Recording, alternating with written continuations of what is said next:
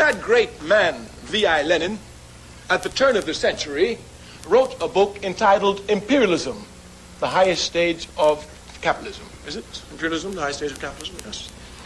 If one would read this little pamphlet, one would see here that Mr. Lenin had precisely pointed out that all of the world had already been conquered and divided by colonial powers. There was no else in the world left to be conquered or divided by colonial powers.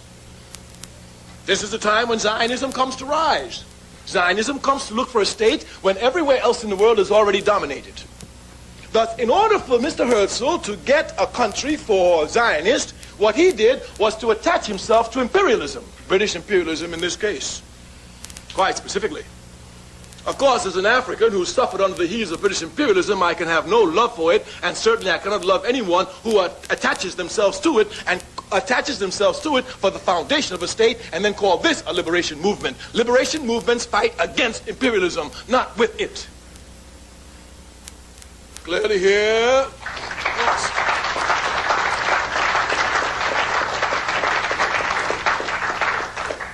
The legal foundation of the State of Israel is what is known as the Balfour Declaration.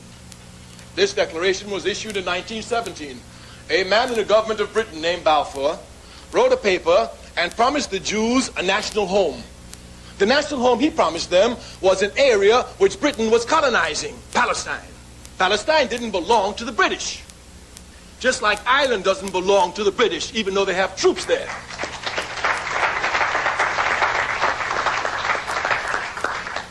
But here, these British imperialists signed a note and gave it to the Jews, and they accepted it. Where is the morality for this? If you say that Israel belongs to you, then you don't go to a thief to get Israel, you go and take it. Once you go to an immoral being such as British imperialism, and this is the basis for you getting the land, then clearly here those who are truly liberation fighters must question this. The basis, we say, is the Balfour Declaration, and Zionists know it. The Zionism is certainly not a liberation movement because it never fought against any imperialism. As a matter of fact, today, Zionism is the baby, child, and infant protector of imperialism in the Middle East.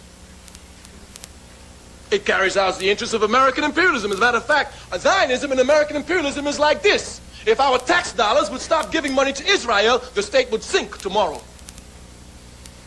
And certainly no one can deny that American imperialism is the leading imperialist nation in the world. So we cannot see how a liberation movement is so tied, string and ham to American imperialism. They work hand in hand with American imperialism. Thus they can hardly be a liberation movement. In addition to this, Zionism has nothing to do with anything religion, nothing. All religions are concerned with human beings after they die. That's what religions are for.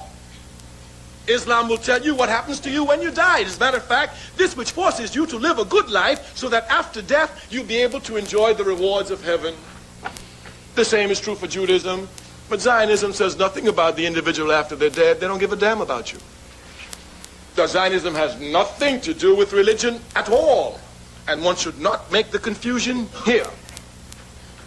The Palestinian state belongs to the Palestinian people. This is a fact.